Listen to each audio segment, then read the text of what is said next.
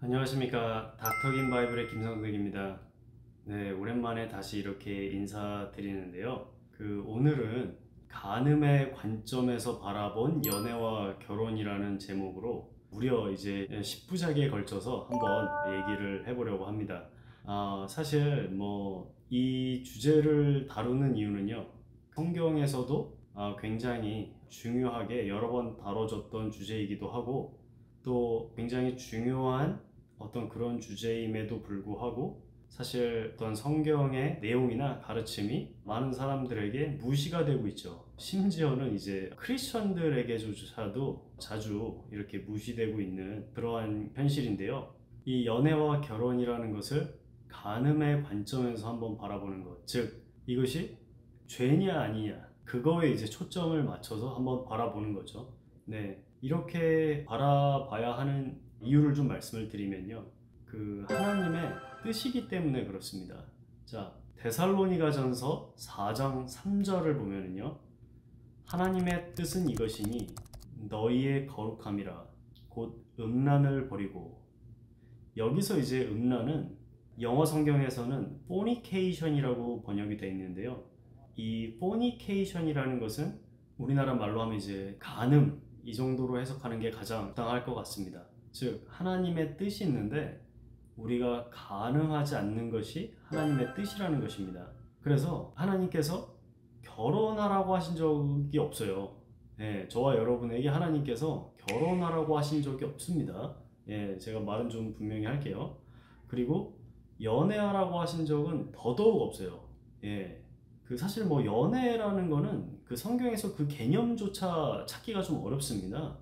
야곱이 라헬과 이제 7년 동안 연애를 했다고는 하지만 그것은 이제 연애를 하려고 연애를 한 게 아니고, 그 당시에 라헬의 아버지였던 라반이 야곱이 7년 동안 자기를 위해 일하기 전까지는 라헬과 결혼할 수 없다고 해서 어쩔 수 없이 결혼을 못하고 이제 연애를 한 거죠. 예.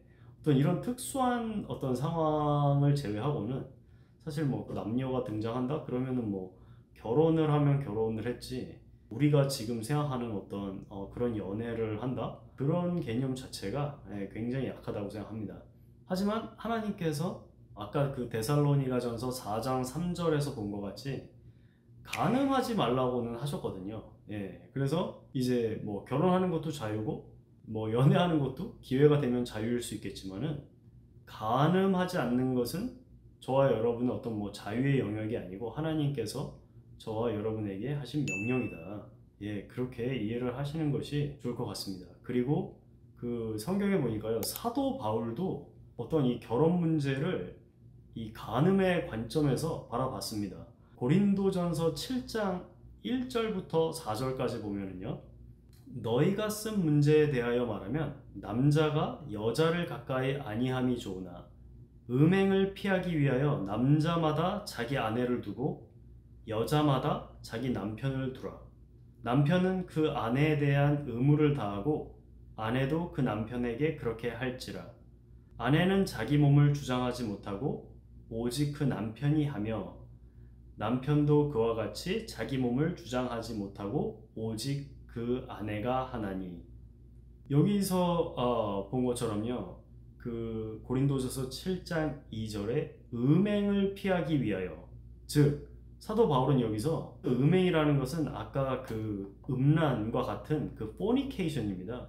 즉 간음을 피하기 위해서 남자마다 자기 아내를 두고 여자마다 자기 남편을 두라는 거예요. 즉 결혼의 한 목적, 결혼의 하나의 가장 큰 이유는 바로 이 간음죄를 피하기 위해서입니다. 예. 그래서 이제 결혼이 여러 가지 이유도 물론 있지만은 이런 이유가 분명히 포함이 돼 있다라는 거예요.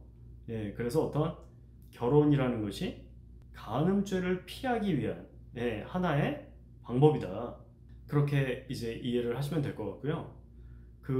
솔직히 어떤 사람들은 이제 결혼을 제가 이해한 바로는 그렇습니다. 결혼 자체는 이 본인을 위해서 하는 거예요. 예, 그러니까 결혼을 내가 하나님을 위해서 한다, 혹은 뭐 부모님을 위해서 한다? 다른 사람을 위해서 한다? 그 조금 앞뒤가 안 맞는 얘기일 수 있겠다. 예, 그렇게 생각을 합니다. 그 하나님께서는 다시 말씀드리지만은 저와 여러분에게 결혼하라고 명령하신 적이 없습니다. 고린도전서 7장 8절에 보면은요. 내가 결혼하지 아니한 자들과 과부들에게 이르노니 나와 같이 그냥 지내는 것이 좋으니라. 즉 사도 바울처럼 그냥 혼자 지내는 게 좋다. 그렇게 얘기를 하고 있는 거죠. 예. 그 다음 절 고린도전서 7장 9절에 보면은요. 만일 절제할 수 없거든 결혼하라. 정욕이 불같이 타는 것보다 결혼하는 것이 나으니라. 그리고 고린도전서 7장 38절에 보면은요.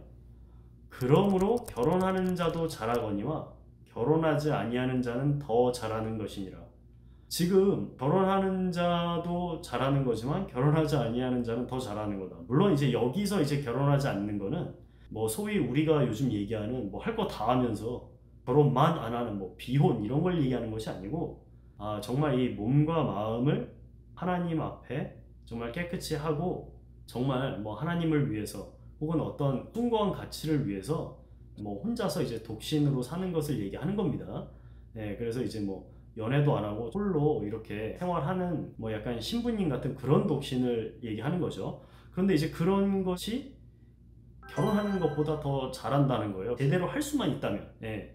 그래서 결혼하는 자가 뭐 90점이다. 그러면은 정말 독신으로서 제대로 결혼하지 아니하는 사람은 이제 100점이라는 거죠. 예. 다만 괜히 100점 맞으려다가 빵점 맞지 말고 90점 받으면 좋다. 예. 그래서 이제 그런 의미에서 이제 정욕이 불같이 타는 것보다 결혼하는 것이 낫다. 예. 괜히 결혼 안 하고 간음하는 것보다 결혼하고 간음죄를 피하는 게 낫다. 그런 의미라고 생각합니다. 사실 뭐 연애나 결혼이 이제 저와 여러분에게 혹은 뭐 여러분에게 해당 사항이 아닐 수도 있습니다. 하지만 많은 사람들에게 굉장히 이제 중요한 문제로 인식이 되고 있죠. 사실 뭐 이거 하나님 믿는 분들은 동의하실 거예요. 이거 사실 기도가 저절로 나오죠, 사실. 예. 근데 그런 생각이 듭니다. 예. 하나님께서 과연 얼마나 이 연애 문제, 결혼 문제에 대해서 관심이 있으신가 그런 생각이 들더라고요. 그래서 요즘 뭐 제가 생각하는 어떤 관점을 말씀을 드리면은 제 생각에는 생각보다 하나님께서 그렇게 뭐 관심이 이렇게 있으신 분야가 아닌 것 같다. 예, 저는 그런 생각이 들더라고요. 그 사랑에는 사실 그 네 가지의 종류가 있습니다. 이제 가장 유명한 사랑이 에로스, 즉 이제 어떤 남녀 간의 어떤 사랑이죠. 성적인 그런 것이 포함된 남녀 간의 사랑. 그리고 이제 스토르게라고 부모와 자식 간의 어떤 그런 혈육의 사랑. 그리고 필리아, 어떤 친구, 어떤 직장 동료와의 우정. 그리고 이제 그 아가페, 즉 하나님께서 어떤 인간을 사랑하시는 그 사랑, 예수님께서 어떤 십자가에서 돌아가신 그 사랑, 그게 이제 아가페 사랑이죠. 그런데 생각을 해보면 그 하나님의 어떤 인간을 향한 예수님께서 십자가에서 돌아가신 그렇게까지 하면서 어떤 구원하고자 하는 인간에 대한 어떤 그 사랑, 그 아가페 사랑도 사실은 많은 경우에 이루어지지 않고 끝나지 않습니까? 사실 뭐 인간이 태어나서 예수님 안 믿고 죽으면 사실 그 사랑은 이루어지지 않는 거죠.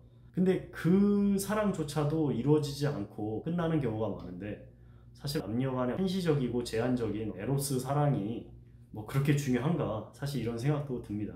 예.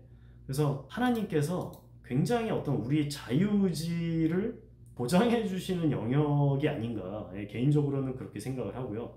제가 보기에 이제 그 성경에서 그 수많은 커플들이 나왔어도 하나님께서 정말 그 중매자처럼 매치메이커처럼 이렇게 딱 짝을 이어준 커플은 아담과 하와밖에 없다. 예, 저는 그렇게 생각합니다. 나머지는 다 그냥 뭐 자기네들끼리 좀 알아서 만난 좀 그런 느낌이 강하고요. 그 민수기 36장 6절에 보면은요. 그 여기가 이제 그 어떤 내용이냐면요. 모세가 이스라엘 백성들을 이제 그 애굽에서 즉 이집트에서 이제 탈출시키고 하나님께서 이제 이집트를 10가지 재앙으로 치셨죠. 그렇게 이제 이집트를 탈출하고 이제 가나안 땅, 즉 지금 이제 그 팔레스타인 땅, 이스라엘이 현재 있는 그 지역 땅에 이제 땅들을 이제 그 야곱의 이제 지파들에게 이제 분배하는데요.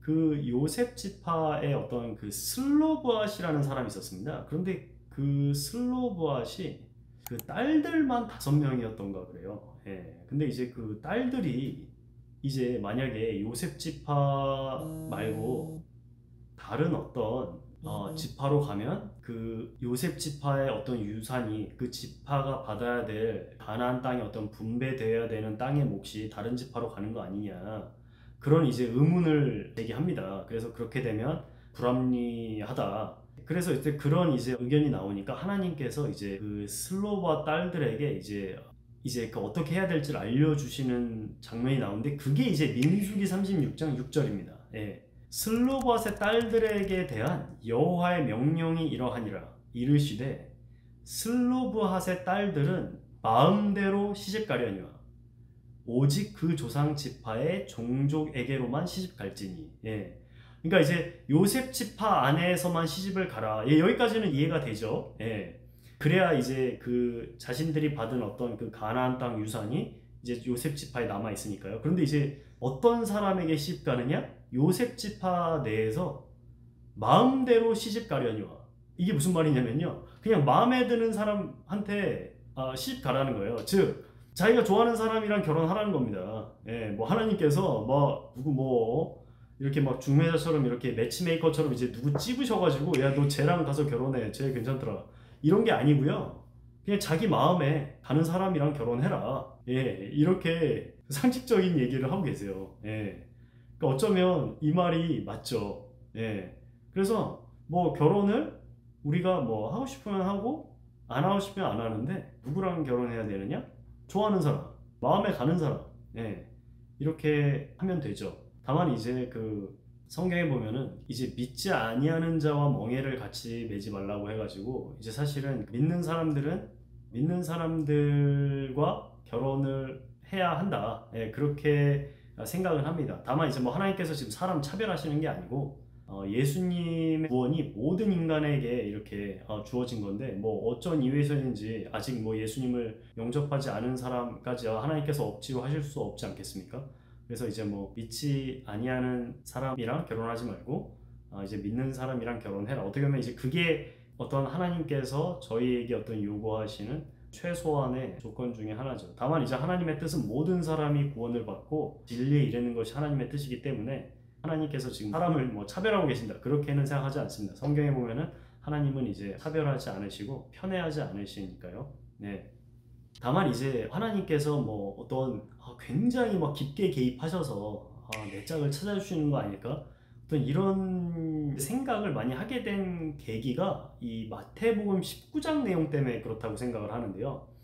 한번 마태복음 19장 3절에서부터 9절까지 한번 읽어보겠습니다. 바리새인들이 예수께 나와 그를 시험하여 이르되 사람이 어떤 이유가 있으면 그 아내를 버리는 것이 옳으니까?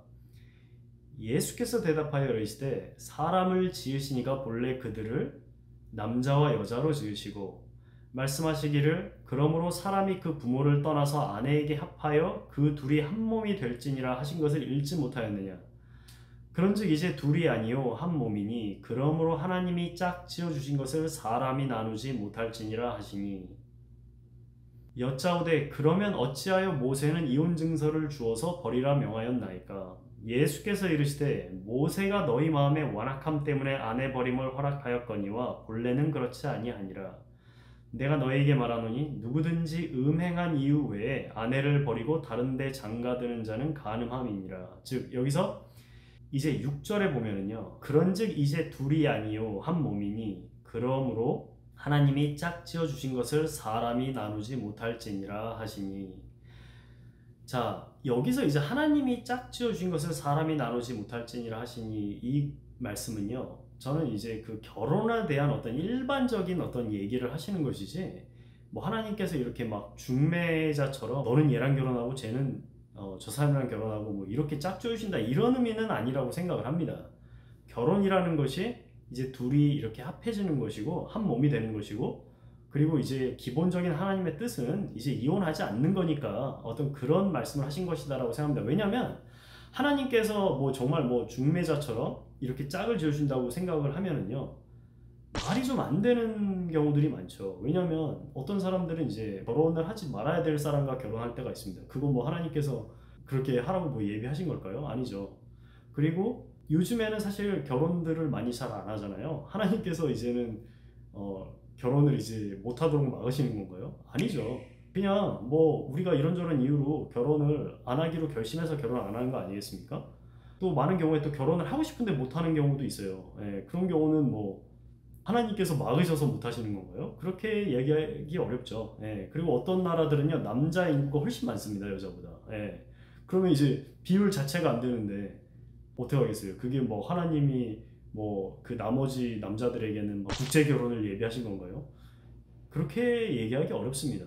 저는 이제 하나님께서 저와 여러분에게 자유의 영역을 정말 허락하신 분야다. 예, 그렇게 생각하는 것이 자연스럽다. 그렇게 생각하고요. 다시 말씀드리지만 결혼하고 연애하는 것은 자유다.